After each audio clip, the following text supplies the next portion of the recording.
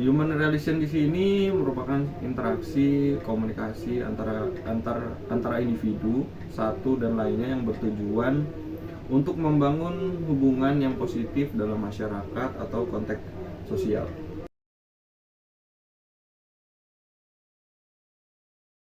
Assalamualaikum warahmatullahi wabarakatuh.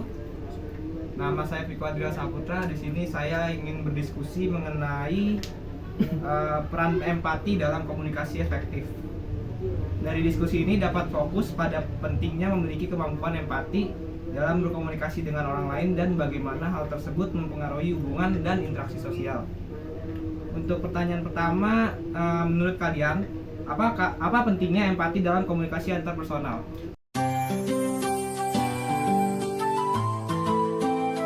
Menurut saya, empati melibatkan kemampuan untuk melihat dunia dari sudut pandang orang lain, merasakan apa yang mereka rasakan, dan memahami situasi mereka yang dengan lebih baik. Ini mencakup empati emosional. Oh, jadi menurut lu, empati itu melibatkan beberapa kemampuan untuk melihat dunia dari beberapa sudut pandang orang lain. Iya. Oke, jadi pertanyaan selanjutnya, menurut kalian apa perbedaan antara empati dan simpati? Saya di sini akan menjawab dari pertanyaan tersebut. Empati memungkinkan kita untuk memahami orang lain dengan lebih mendalam. Sementara simpati memunculkan kepedulian dan respon emosional terhadap kesulitan orang lain. Oke, jadi menurut jawabannya, empati itu memungkinkan kita biar lebih memahami lagi mendalam antara satu sama lain ya. Oke, pertanyaan selanjutnya ya. Menurut kalian apa hambatan-hambatan yang dapat menghalangi kita untuk memahami perasaan dan perspektif orang lain? Di sini saya akan menjawab lagi pertanyaan tersebut. Kurangnya kesadaran diri, lalu kurangnya empati, komunikasi yang buruk, dan kurangnya perhatian. Gitu. Jadi karena kurangnya kesadaran diri kita sama kurangnya empati, jadi menghalangi kita buat memahami satu sama lain.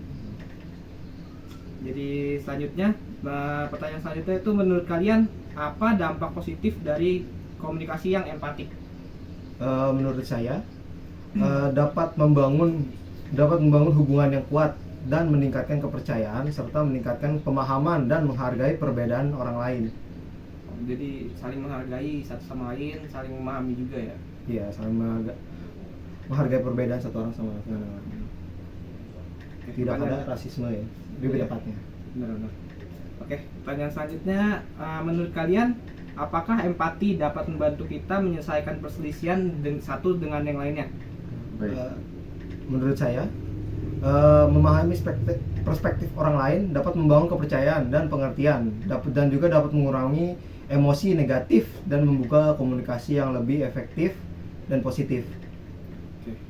Jadi kalau kita saling memahami perspektif orang lain, terus saling membangun kepercayaan satu sama lain, juga bisa membantu kita dalam menyelesaikan perselisihan ya. Iya. Oke. Empati mengaruhi kemampuan mendengarkan dalam komunikasi. Di sini akan saya jawab. Empati memainkan peranan penting dalam kemampuan mendengarkan yang efektif.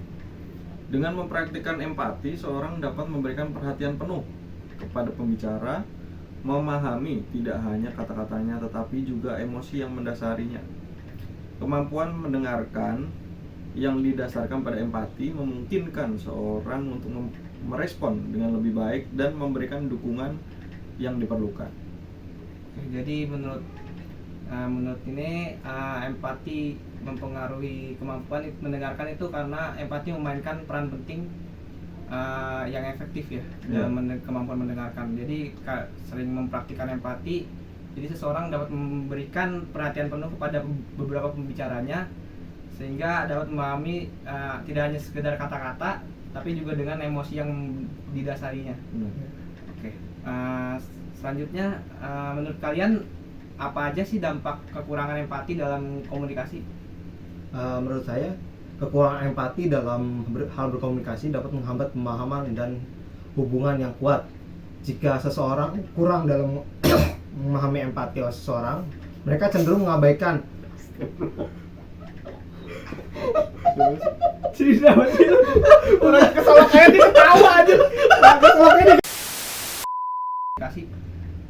Menurut saya, kekurangan empati dalam komunikasi dapat menghambat pemahaman dan hubungan yang kuat. Jika seorang kurang empati, maka cenderung akan mengabaikan atau tidak memperhatikan perasaan dari perspektif orang lain. Sehingga hal ini dapat menghambat komunikasi efektif karena orang tersebut mungkin tidak merespon dengan baik atau mengabaikan kebutuhan atau perasaan orang lain. Oke. Jadi menurut ini dampak kekurangannya itu dari pemahaman yang kuat ya, dan Iya. hubungan yang kuat. Selain itu juga kurangnya empati, cenderung saling mengabaikan satu sama lain juga. Kurang Mengabaikannya. Oke. Itu aja sih pertanyaannya. Jadi kesimpulan yang bisa yang didapatkan itu dari diskusi kali ini itu memicu pemikiran reflektif untuk berbagi pandangan tentang bagaimana empati dapat meningkatkan kualitas komunikasi dan hubungan antar personal.